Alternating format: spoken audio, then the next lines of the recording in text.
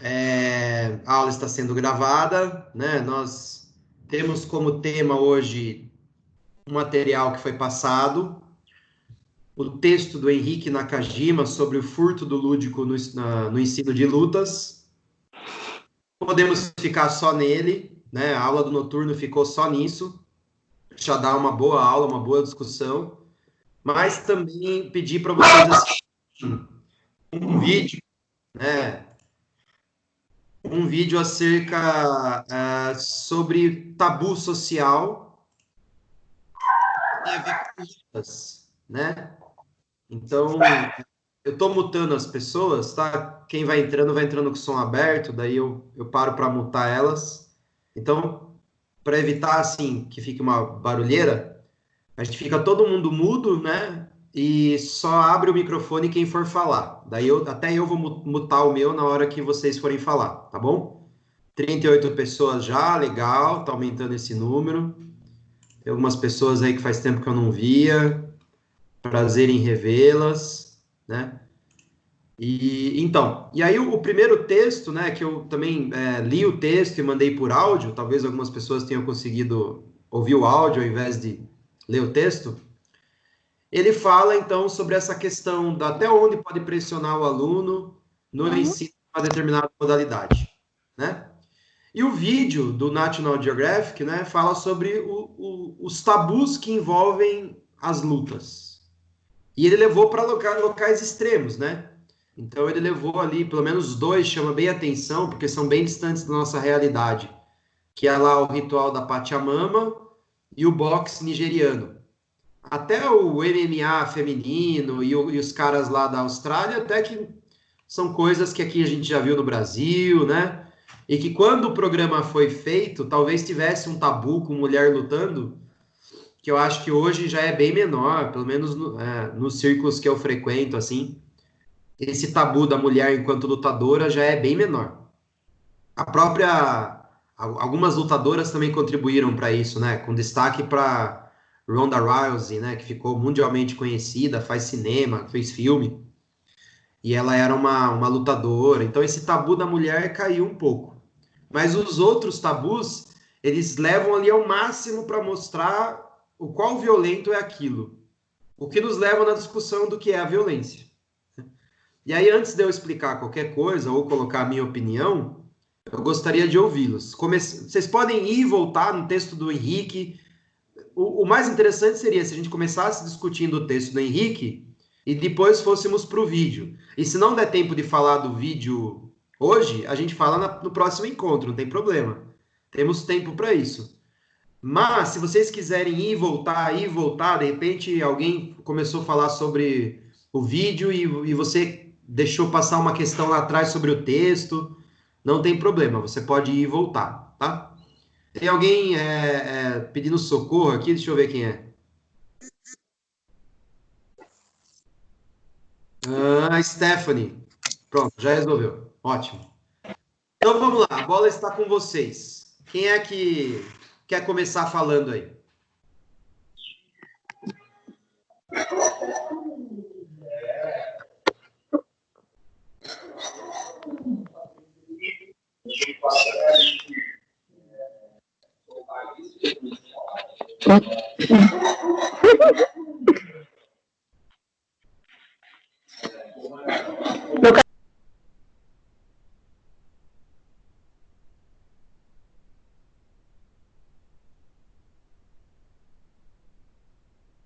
Vamos lá, quem vai falar?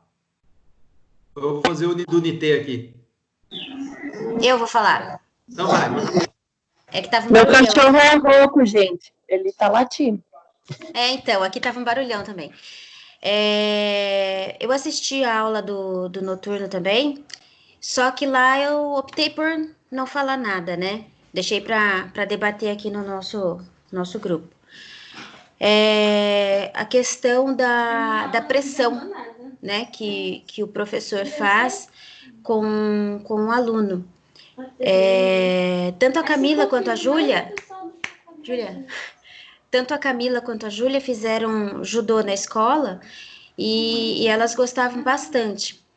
A Camila, eles recebem, trocam faixa até o 5º ano, né? E ela tava assim, faltando acho que 2 meses para o evento da troca de faixa, e ela desistiu. Eu falei, ué, mas por que você desistiu? Ah, mãe, não quero mais, né?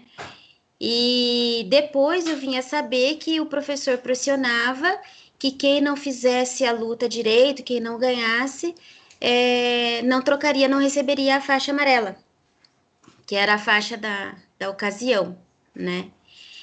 E não terminou, por uma pressão que o professor exerceu, não soube conduzir a situação, e ele também nunca questionou o porquê da desistência dela, e acabou que ela não encerrou esse ciclo, né? A Júlia passou por muito preconceito, porque no início só tinha ela e mais uma garota que fazia o judô, e os meninos falavam que era coisa de menino, que elas não podiam fazer, né? Aí eu tive que conversar com o professor, ele conversou com a sala e com o tempo foi minimizando essa situação. Tanto que numa dessas mostras de troca de faixa, ele convidou uma judoca para que todos vissem que também tem mulher na luta, né? E interessante que a Júlia já era tão mais competitiva que a Camila, que mesmo sendo pequenininha, ela lutava para valer e conseguia vencer as lutas. Acho que por hora é isso, Rubens. Tudo bem. E você acredita, então, que, tentando linkar com o texto, que foi a pressão do professor que fez ela perder a vontade de praticar? Se, por exemplo, se o professor tivesse administrado essa pressão que ele colocou, talvez ela tivesse continuado enfim, Eu, eu gostando. acredito que sim, porque ela gostava, né? Só que não tem esse perfil de ser tão competitiva. E acabou que ela recuou, na verdade. Tudo bem. Eu acho que a lição mais clara do texto é essa, né? Assim, até que ponto o professor pressiona por e, e corre o risco de matar a diversão, o envolvimento, o prazer, porque também se não tiver pressão nenhuma, né? Se for completamente livre, vocês sabem que assim a luta ela não deixa de ser uma disciplinarização do corpo, é uma disciplina. Então você tem uma série de rituais, você tem uma série de movimentos que são técnicos, mas se o professor carrega nas tintas da técnica e da disciplina, ele mata o prazer de estar ali. Então, mas também se ele não faz nada, né, aí vira recreação, não é ensino de lutas. Então, concordo com você, Rubens. Tem que ter É que o limiar ali tem que ser trabalhado, entendeu? Por exemplo, elas fizeram capoeira com Chuck, né?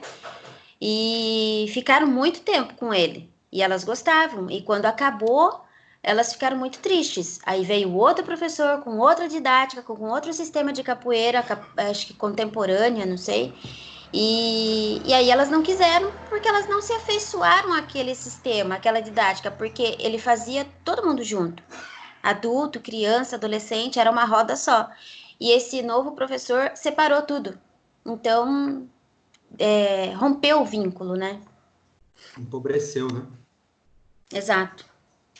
Sim.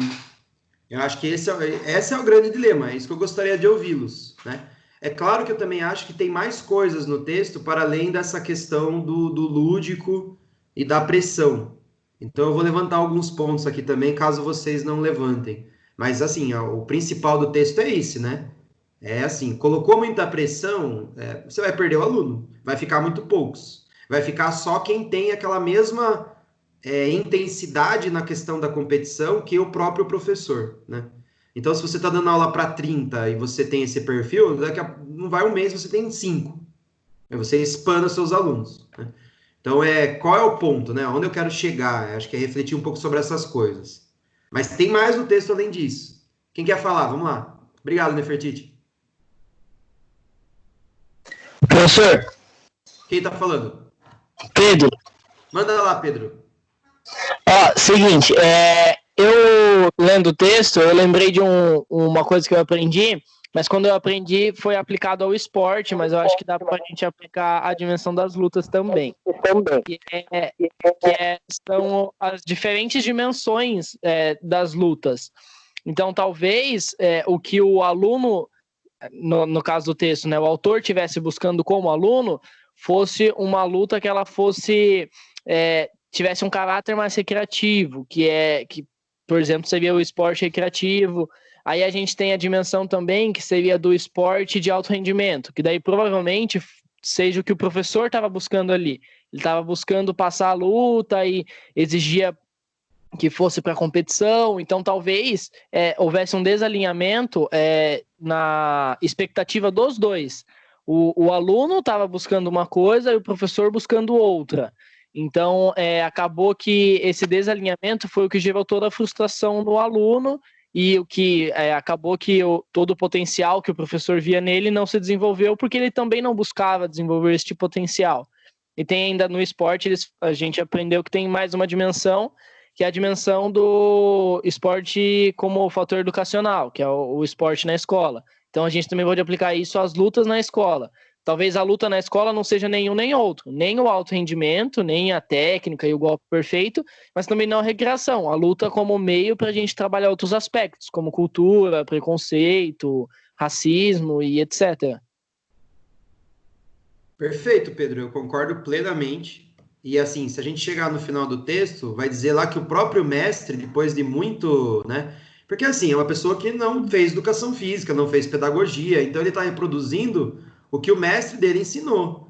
Então é uma tradição, e principalmente até os 10, 20 anos atrás, era uma manutenção de uma tradição, assim, como se fosse uma escola bélica mesmo.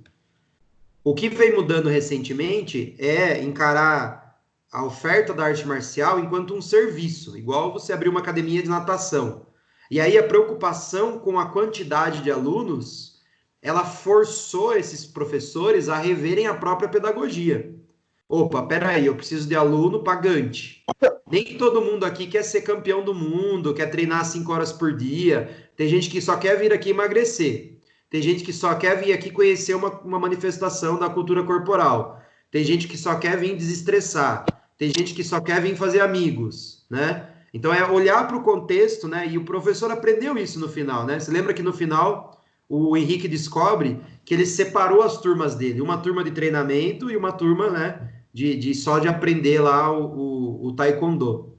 Mas assim, vocês têm que saber isso antes, vocês estão na formação para já saber distinguir essas três dimensões, que essa dimensão ela vem do Tubino, né? Você está tirando do texto do Tubino, né?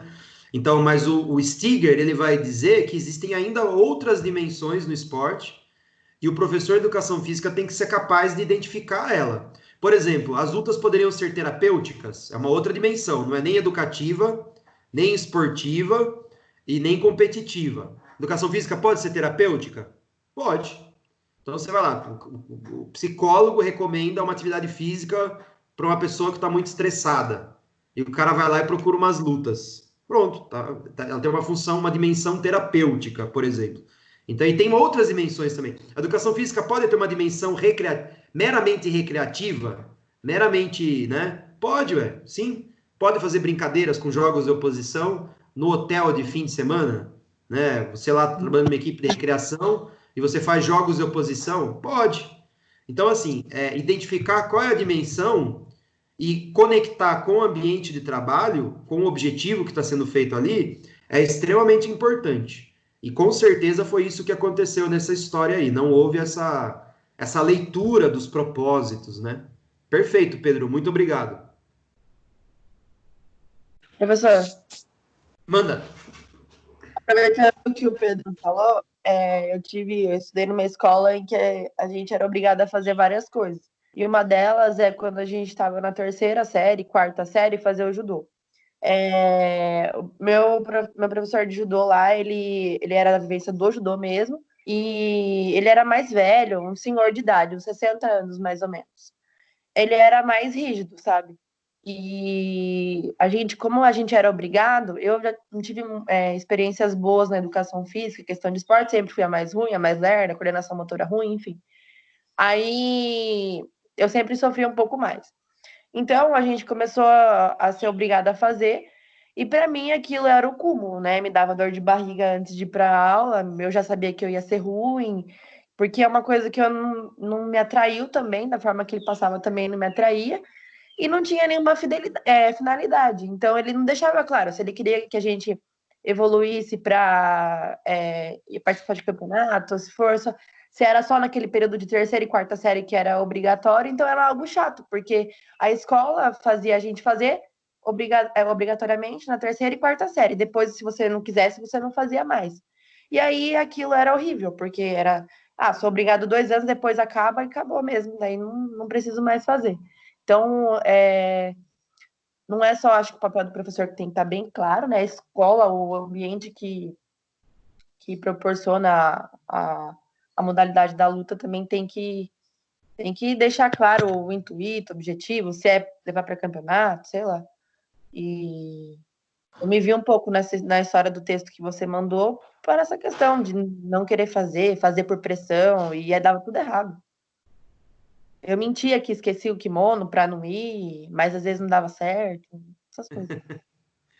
Stephanie, concordo plenamente, e aí eu queria lançar aqui uma questão, né, que é um desafio interessante, que é assim, se você trabalha fora do ambiente escolar e você é um professor bosta, o resultado é que seus alunos, você vai perder aluno, né? Então, assim, o problema é mais seu do que do aluno em si.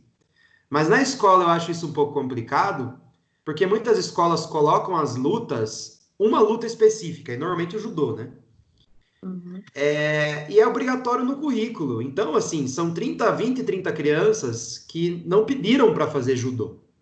E não é uma aula de educação física que ela é ampla, trabalha várias coisas, e lá um dia ou outro vai ter uns jogos de oposição que lembra o judô. Não, é judô mesmo, né?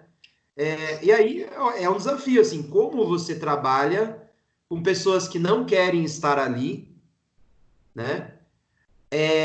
Tentando incentivá-las, porque ali também não é formação para campeonato, não é. No final do ano todo mundo pega a faixa, todo mundo, né? A criança não aprendeu nem a cair direito, ela pega a faixa, e eu não tô falando que isso é errado, porque é como acaba virando, né? Porque como o judô tá ali mais para vender o nome da escola do que para servir como instrumento pedagógico, coloca o professor numa situação complicada. Se ele começar a pressionar por resultados, pode acontecer o relato que a Nefertiti falou aí também. O professor começa a querer reproduzir o ambiente da academia dentro da escola, não vai dar certo.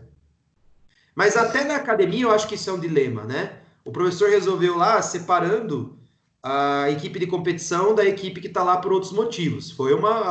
É o mínimo que você tem que fazer, é o mínimo. Saber que as pessoas têm interesses diferentes, né? Mas nós temos aqui no grupo pelo menos 2 pessoas que eu sei que lutam, né? Ou lutaram. Que é o Edgar e o Lincoln. Então eu queria ouvi-los, né? O Edgar, inclusive, o pai dele tem uma academia e tudo mais, né? Então, Edgar, vamos lá, solta o verbo aí. Então, não liguei aqui antes por conta da internet. Eu não sei se tá bom ou não, mas eu vou falando aqui. Se ficar ruim, aí vocês me avisam, eu paro de falar aqui. Não, dá para te ouvir, manda bala. Eu tô observando, eu vou ser sincero, Rubens, eu até peço desculpas. Eu não li o texto, não ouvi o áudio. E prometo que vou escutar e ler aqui. É que eu... Não é desculpa, tá? Eu sei que eu tô errado. Mas eu vou correr aqui atrás do conteúdo atrasado mesmo. Mas só de ouvir aqui eu já meio que captei a ideia. E tudo que vocês falaram, eu comprovo que isso acontece na realidade, né? Tanto a parte do preconceito que a Nefer falou, quanto a parte que você comentou também de alguns professores não conseguirem adaptar e colocar nítido ali qual que é o objetivo da prática da luta, né? E eu queria ressaltar que eu dividiria aí os grupos que você falou nos 2 principais, que seriam os alunos que eles buscam a prática e os alunos que não buscam, que eles são obrigados a treinar. E uma coisa que facilita muito é o gosto do aluno da prática. Isso facilita muito quando o aluno corre atrás para aprender ali, seja o judô, o taekwondo, isso facilita muito, porque ele já tem uma predisposição a treinar, né? Agora, a Stephanie disse do aluno que não quer, às vezes está lá na escola, precisa obrigatoriamente aprender, isso exige do professor muito mais conhecimento para conseguir levar o aluno ao objetivo ali que foi proposto, né? E eu acho que o maior problema que as lutas enfrentam não é só o preconceito e a parte dos alunos, às vezes, e sim o professor, o próprio professor preguiçoso, que não quer correr atrás de conhecimento e conseguir melhorar, adaptar suas aulas para conseguir levar ao objetivo. Ele simplesmente reproduz, que nem você falou. E só para finalizar aqui minha fala, é uma coisa que a gente aqui no nosso dojo, a gente ensina muito. Sempre quando a gente está formando um professor, que a gente tem classe específica para a formação de professores de faixa preta. A gente sempre pega no pé e ensina que ele não deve reproduzir, ele deve ter esse senso crítico de entender o porquê do exercício, entender o porquê daquela classe, o porquê de cada coisa, para quando ele se tornar um faixa preta, um professor, ele conseguir se virar sozinho. E não pegar e ficar, lembrei desse exercício, vou ensinar, sem saber o porquê ou aonde quer chegar. Enfim, é isso. Ô, Edgar, muito obrigado. Eu vou te encher o saco mais um pouco, porque, assim, eu concordo plenamente com o que você falou. Eu acho que o caminho é esse mesmo, senso crítico na produção de aulas. E se você puder falar em seu nome, assim, né, exemplos ou alguma ideia que você tenha, quais são as estratégias possíveis quando você está lidando com alunos que são diferentes? Porque mesmo na academia é raro, mas tem aquelas crianças que não querem estar ali. Por exemplo, quando o pai leva, né? O pai leva, não, eu quero que meu filho faça karatê, porque eu acho bonito. E vai lá e leva o menino. E até, né, enfim, eu tive muitos alunos assim. O pai queria que a criança fizesse atividade. Ou o pai quer deixar a criança lá, isso talvez não sei se tenha na sua, tinha muito lá no centro esportivo, que como era de graça, muitos pais queriam que o filho fizesse qualquer coisa para não ficar sem atividade na rua. Então colocava no jiu-jitsu que era para não ficar na rua. E mesmo que sejam crianças, né? Porque uma academia paga talvez não tenha tanto esse problema, mas mesmo que você tenha várias crianças lá, todas querem estar lá, todas. Mas elas querem em níveis diferentes, né? O envolvimento, tem aquelas que são fissuradas, que se pudesse fazer 5 treinos por dia, elas fariam, que ela quer esganar o amiguinho o tempo todo, quer ganhar, tem as fissuradas, e tem as que estão lá porque, sei lá, acostumou, gosta do amiguinho, gosta do professor, mas fica dando aquele migué, né? Então, assim, tem vários níveis de interesse, vários níveis, né? Como você, na sua aula, cria estratégias para você atender a todos esses interesses que são tão diferentes? Tá, entendi. Bom, primeiro, em relação aos alunos que não querem treinar e são crianças, eu sempre converso com os pais e explico que, primeiro, a criança, se ela não quer aprender, você pode ter o melhor método, você pode ter a melhor estrutura de aula, a criança vai sentar ali, não vai querer aprender e foi uma hora tacada no lixo. Então, deixo claro isso, que não vai depender só do professor e sim do interesse da criança, mas daí o que eu faço? Eu crio estratégias para tentar fazer com que ela crie esse gosto da prática. Então, sempre disponibilizo aí 15, 20, às vezes até meia hora de aula, meia hora de tempo após a aula, para estar conversando com alguns alunos. Aí eu converso com essas crianças e tento entender o porquê ela não está curtindo muito. E às vezes é razão besta, às vezes ela só fala, por causa que tal coleguinha tá me enchendo o saco. Aí você vai lá, resolve isso e pronto, tudo certo, entendeu? Então, acho que é muito disso. Você entender o porquê e sempre resolver o problema, né? E em relação a outra coisa que você disse, de como lidar com diferentes crianças ali, com diferentes níveis de disposição para a prática, eu acho que o professor é a peça fundamental. Primeiro tem que entender, né? Saber quem que está ali, que gostaria de estar fazendo 10 treinos no dia, que quer viver de karatê, quer ser um faixa preta o quanto antes, ou de judô, taekwondo, e aquele que só vai e até gosta, mas só quer se divertir. E no meio da aula, você cobrar isso diferente de cada aluno. Por exemplo, durante a prática do karatê, existe um treino chamado Kihon, que a gente repete os movimentos para aperfeiçoar eles. Quando eu estou ali passando do lado e corrigindo os alunos, que eu sei que muitas vezes gostam, mas não se preocupam muito com a prática, eu vou lá e faço correções básicas, não fico exigindo muito. Agora, quando eu já chego do lado de um aluno que eu sei que ele está disposto a melhorar e tal, eu já jogo mais conteúdo para ele e faço com que ele treine mais. Depois do treino, chamo ele, passo conteúdo para ele estudar em casa, para ele treinar em casa, e assim que eu vou fazendo, entendeu? Eu acho que o professor tem que ter esse feeling, ele tem que ter esse tato para conseguir entender a proposta de cada aluno, o propósito de cada aluno e conseguir levar melhor. Eu acho que a gente tem que puxar essa responsabilidade para a gente. Eu acho que não só nas lutas, né? Todos os professores têm que ter essa noção, senão o aluno não vai para frente. Essa é o meu ponto de vista e as estratégias que eu uso. Mesmo porque, às vezes, a criança adora, só que ainda não tem aquela maturidade para executar tudo conforme é pedido. Eu acho que, de repente, pode estar por aí também. Dar o tempo ao tempo e ver se a criança realmente quer, se ela se desenvolve nisso, entendeu? Porque tem crianças que são mais lúdicas ainda, tem outras que já são mais maduras. Então, acho que é ter esse feeling também, de detectar isso, né?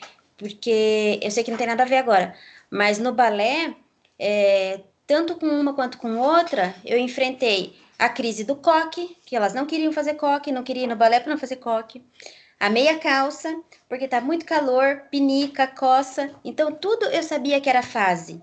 Então, eu acabava insistindo um pouquinho para que elas fossem, porque chegando lá, elas se soltavam, se divertiam, gostavam da atividade. Mas sempre tem uma fase, né? Eu acredito que isso pode acontecer em todos os esportes, em todas as situações. E dá o tempo ao tempo, ver se é isso mesmo ou não.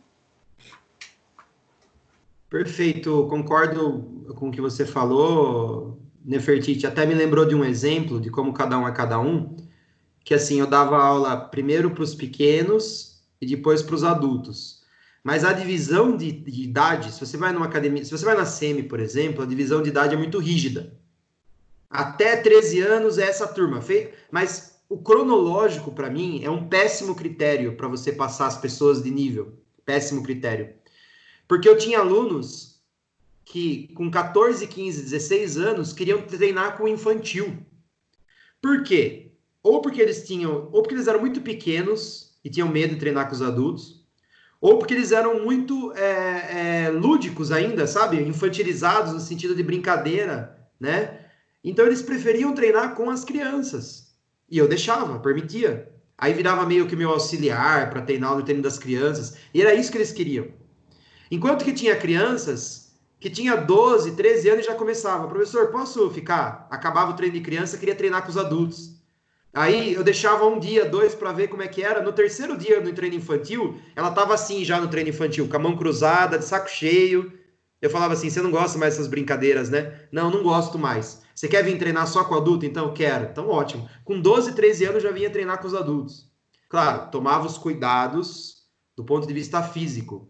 Mas por quê? Porque a mente dela já estava naquele nível de maturidade, ela não tinha mais graça para ela brincar de pular faixa, brincar de pega-pega. Ela queria ir para o rola, ela queria fazer a técnica, né? Então, eu acho que essa divisão cronológica, ela é péssima. E o professor tem que sentir mesmo, assim, em que ponto que o aluno está. Daí, as estratégias do Edgar, para mim, são impecáveis. Não tem segredo, né, pessoas? Não é inventar a roda. É conversar com as pessoas. É ter a sensibilidade de dar espaço para elas exporem o que elas estão pensando. É se preocupar individualmente e abrir essa zona de diálogo, né? E não vir com a sua linha padronizada, com a sua aula pronta na sua cabeça, e se a aula não fluir, a culpa é dos alunos que não se esforçaram, né? Trazer a responsabilidade da aula funcionar para o professor e não jogar a responsabilidade da aula na execução dos alunos, né? Então, é assumir que o professor é esse vetor de força que faz a corrente, né, os elos da corrente se unirem e transforma a força da aula. Tá? Então, concordo plenamente com os dois. Professor, Quem mais quer falar? Oi, pode falar. Tamara. Manda, Tamara. É o seguinte, sobre o negócio que você falou de idade. Eu trabalhei numa academia de dança por 8 anos, né? E lá era exatamente assim, eles dividiam as turmas por idade. De 10 a 11 anos é infantil, 12, 13 é, sei lá, sabe, adolescente. Era dividido assim. E eu, por muitos anos lá dentro, lutei contra isso, porque eu achava absurdo, porque igual eu dava aula de irlandês lá, né? Tinha meninas de, sei lá, 7 anos que eram 10 vezes melhores do que meninas de 13. Então, isso foi uma luta bem, bem grande lá dentro da academia que eu trabalhava. Até que eu consegui, entendeu? Mas também, quando eu consegui, por exemplo, tinha uma menininha de 7 anos numa turma de 12. Ela sofreu muito preconceito, sabe? As meninas vinham no final da aula falar: ai, tia, por que ela tá aqui? Ela tem 7 anos. Eu demorei 3 anos para passar para essa turma. Aí eu falava: sabe? Na época, assim, não era tão madura quanto sou hoje, né? Aí eu falava: então, né? Porque mudou agora, não sei o quê. Como que eu ia explicar, né, pra criança que demorou 3 anos para passar para aquela turma, sendo que é de 7, tipo, eu passei ela entrou e eu já passei. Porque eu consegui mudar lá dentro, entendeu? Mas eu demorei para fazer isso. Então, é bem complicado, assim. Eu entendo o que você fala e concordo plenamente com você, porque eu sofri muito com isso. Sim, e você trouxe um elemento interessante, que é assim, uma coisa é a questão didática para o professor, uma outra coisa é como a sociedade de fora, e aí eu estou falando da comunidade, né, que é envolvida na academia, enxerga essas questões. Então, você vai ter não só preconceito interno das próprios alunos ou alunas, como às vezes dos pais. Às vezes os pais vão questionar certa divisão de turma. Então, assim, eu não tenho uma fórmula para isso, até porque, Tamara, na minha opinião, essa divisão ela é feita por idade para ter um critério objetivo que ninguém questione. Porque o professor vem questionar, você fala assim, mas essa turma é de 11 anos. Aí o pai cala a boca e acabou, pronto. Sim. Né? Agora, se você... Desculpa, pode falar. Não, pode falar, desculpa. Se você quer deixar a coisa mais didática e adequar as turmas, você começa a entrar em critério subjetivo que fornece munição para gente encher o saco, entendeu? Pessoas que muitas vezes não estão preocupadas com o processo didático, mas está preocupada, porque o meu filho merece mais destaque, sabe? Coisas assim, a gente sabe que existe isso, sabe? Então, assim, eu acho que não tem uma receita para lidar com isso. Como que eu lidava?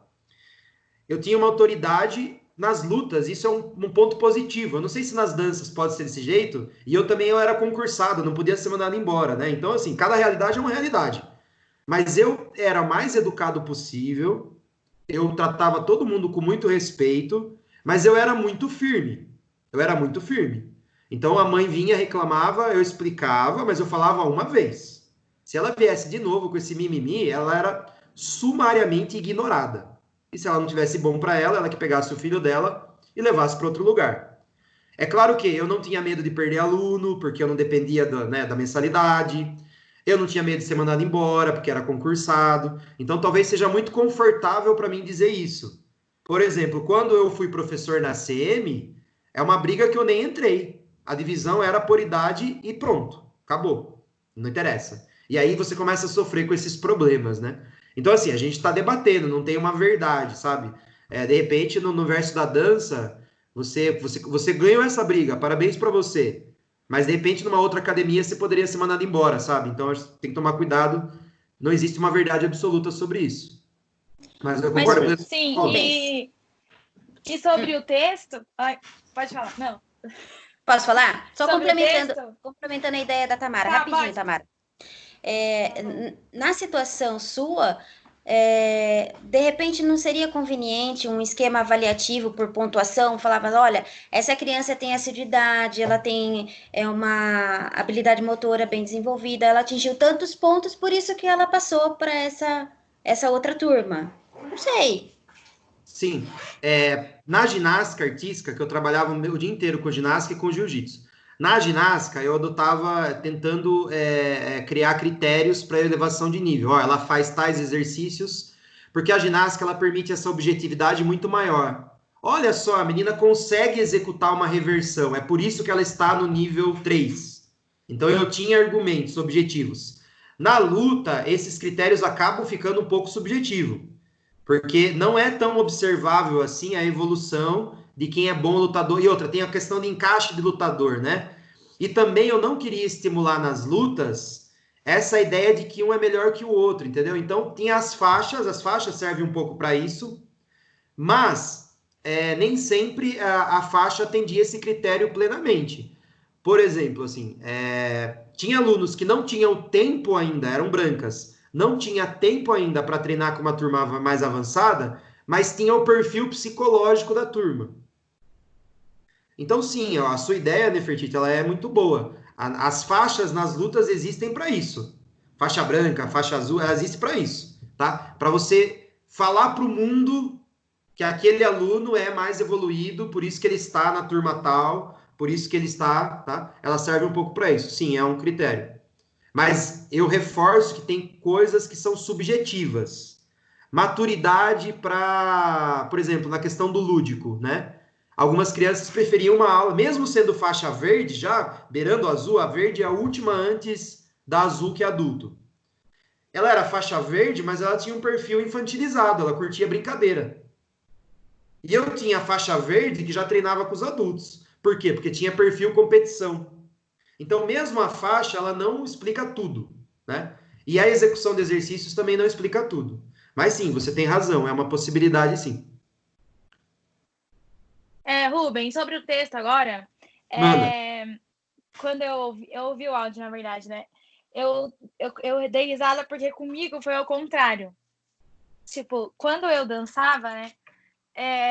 Eu danço desde os 8 anos, né? O irlandês. E eu fiquei nessa academia até os 23 anos. E aí, comigo aconteceu ao contrário. Tinha as competições, e aí como que elas faziam? Eu achava genial, que foi assim que eu também adotei, né, quando fui professora.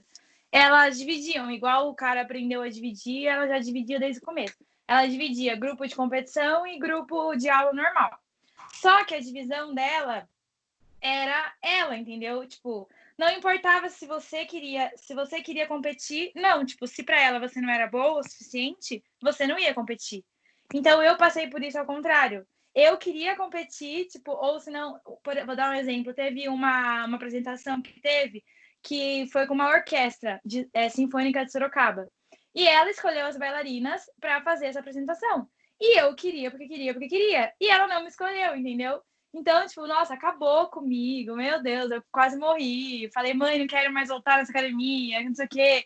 Todos os dias eu chegava chorando em casa, sabe? Porque ela não me dava o espaço que eu queria. Tipo, eu queria e ela não deixava, entendeu?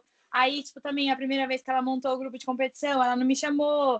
Daí eu chorava, daí minha mãe falava, eu não vou mais levar você nesse lugar, que não sei o quê, porque que adianta você ir, é pra você gostar, você só chega aqui todo dia, você chora, que não sei o que, eu não aguento mais.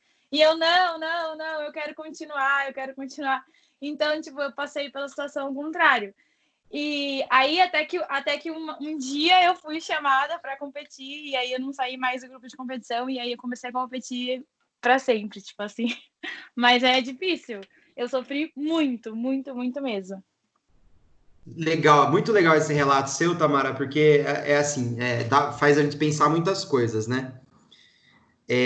Bom, primeira coisa, a tática, ela é interessante do ponto de vista psicológico, porque ela vende a lógica da competição, essa lógica inversa, ela é muito mais sedutora, porque você quer aquilo que você é excluído, né? E não você é forçado a fazer aquilo que você não quer.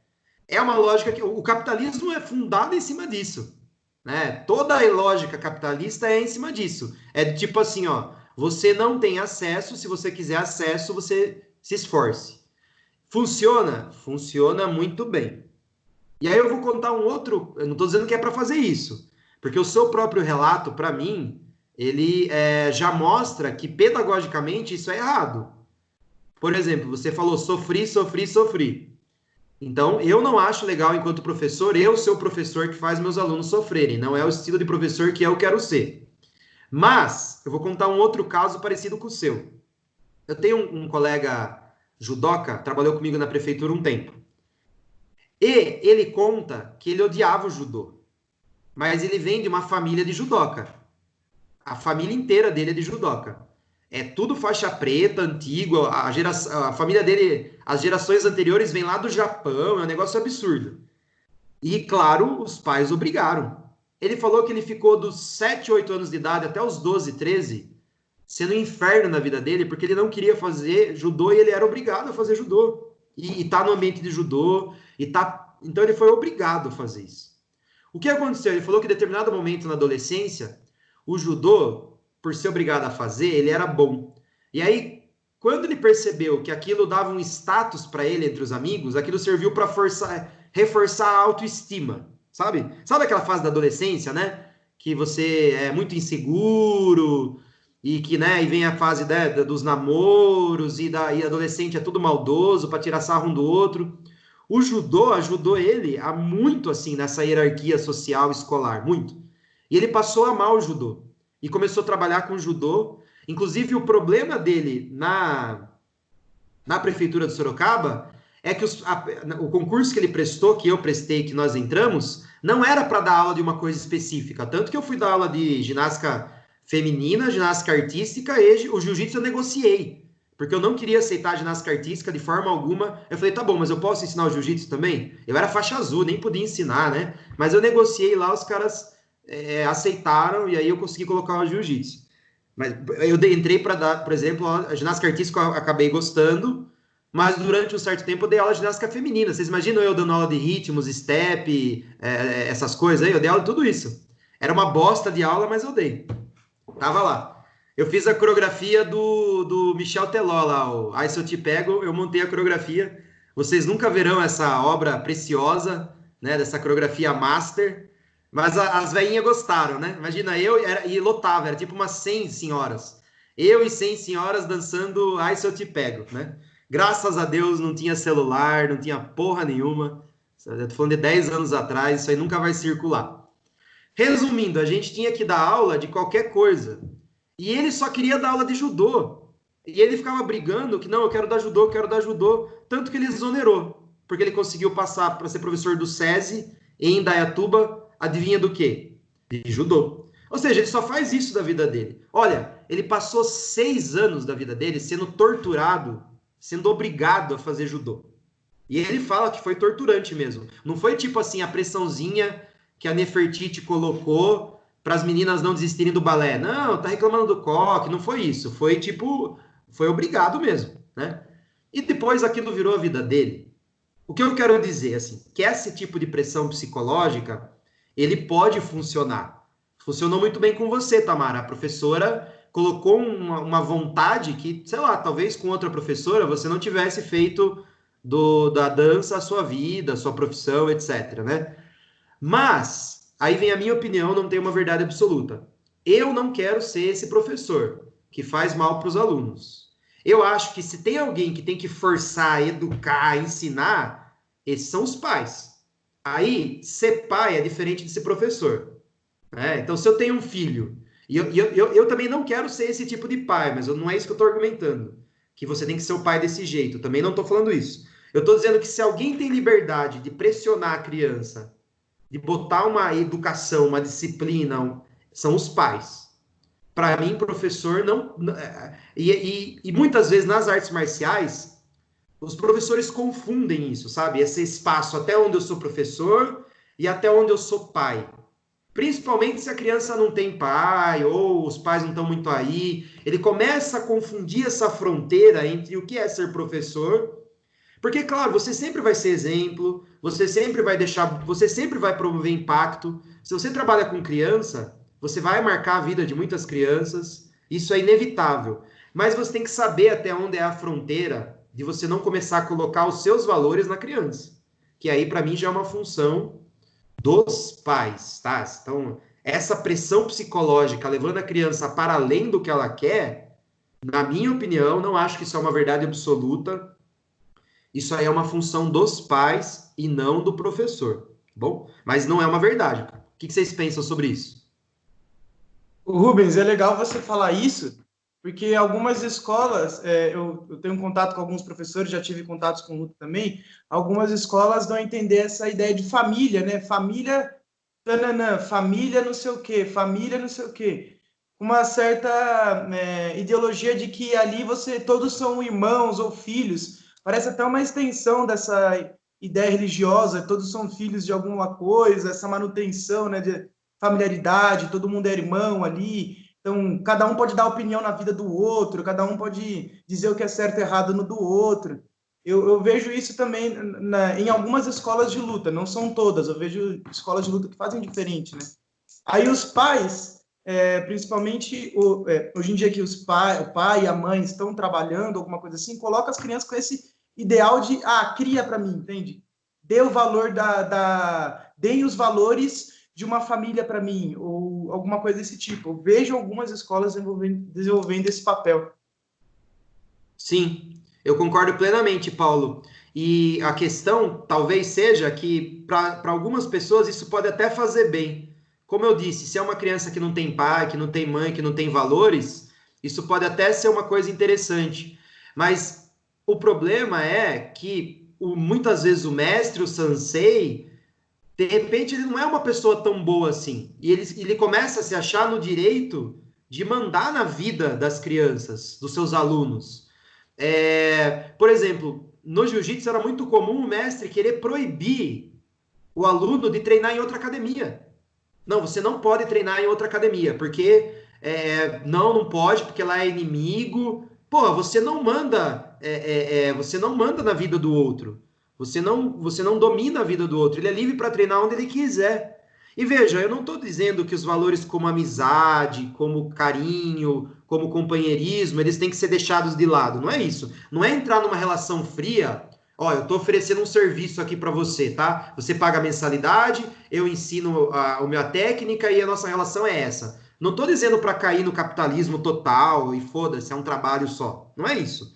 Pode ter amizade, pode ter companheirismo, pode ter proximidade, mas não tem essa coisa de dominar a vida do outro, sabe? De você não pode treinar em tal lugar. Pô, em Sorocaba é clássico o caso de um mestre que queria mandar na vida de todo mundo e que depois descobriu-se que ele abusava das alunas e agredia alunos mais jovens, e depois que isso estourou na mídia, fechou todas as academias do cara. O cara hoje não é ninguém, não tem aluno, acabou a vida dele, né? Mas ele fez isso durante décadas, tá? Então, por quê? Porque é muito comum nas artes marciais esse desejo de dominar o outro, de achar que é pai, que é mãe, que é dono, né? Então, isso é extremamente perigoso, assim.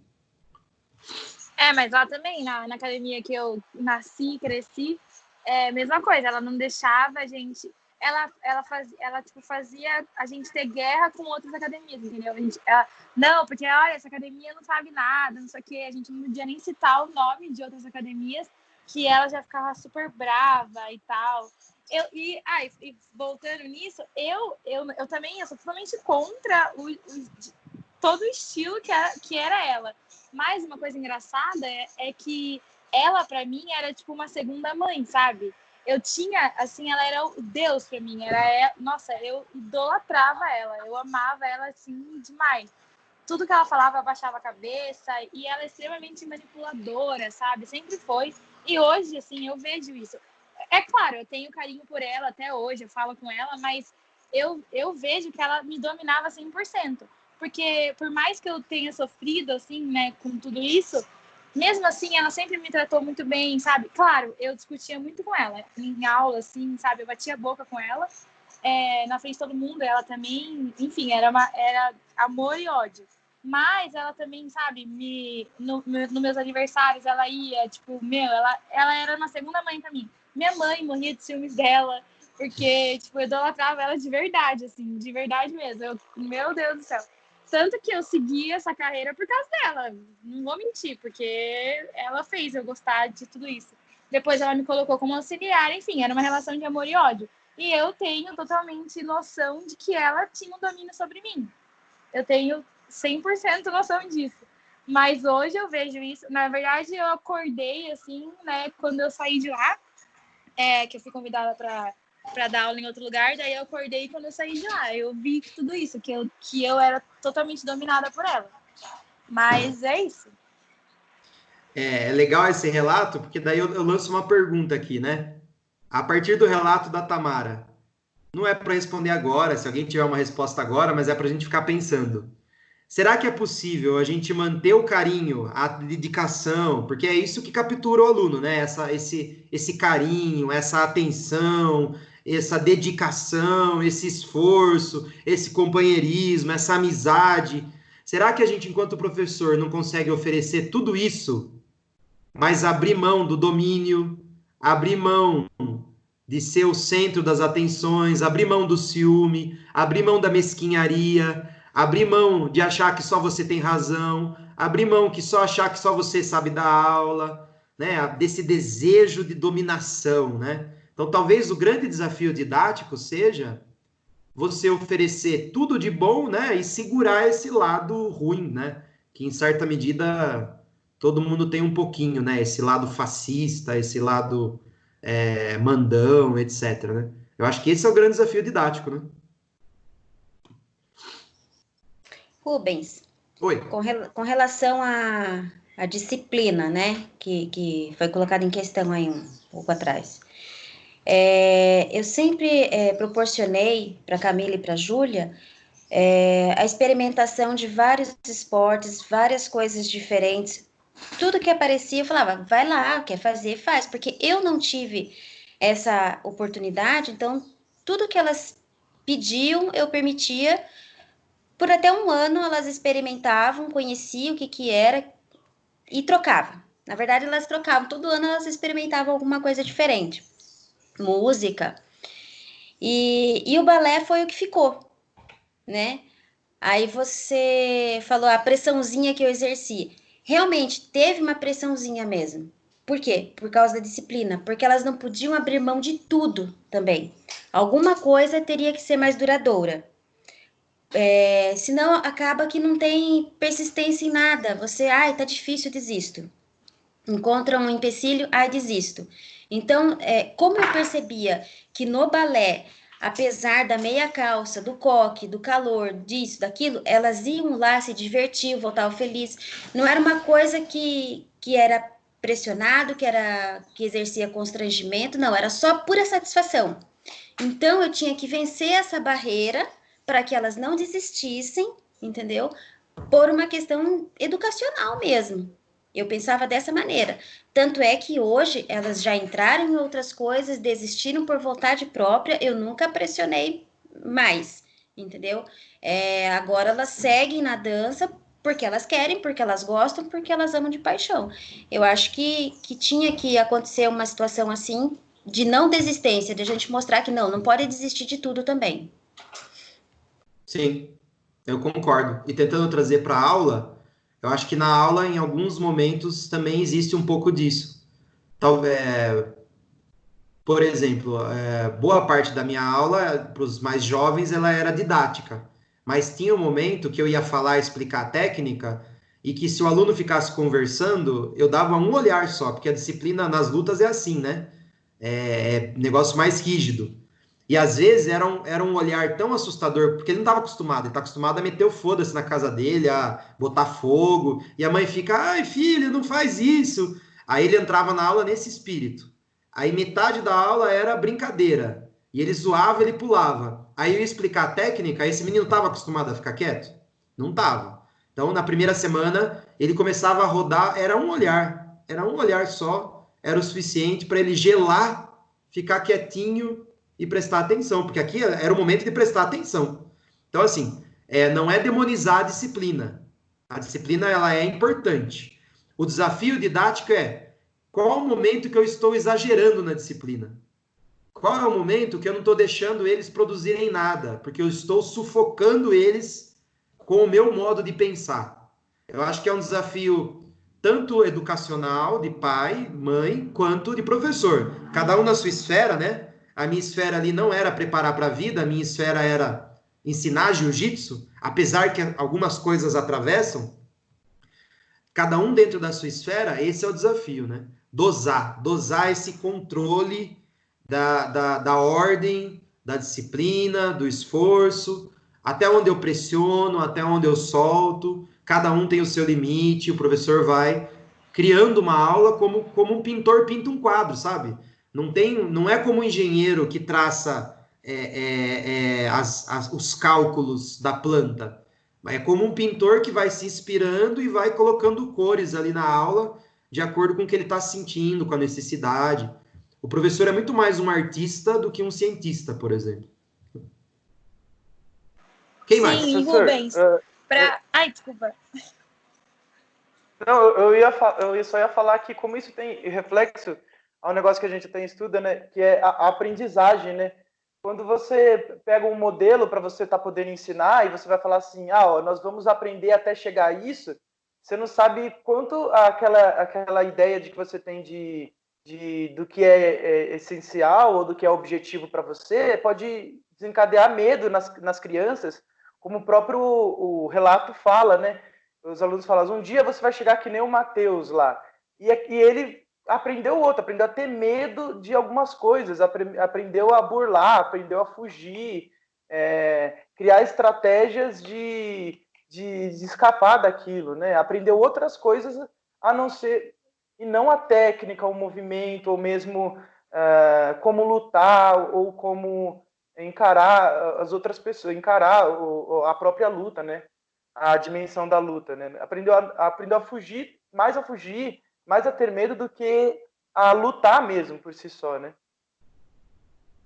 Sim, perfeito. E, professor, só para finalizar o meu relato, a minha história,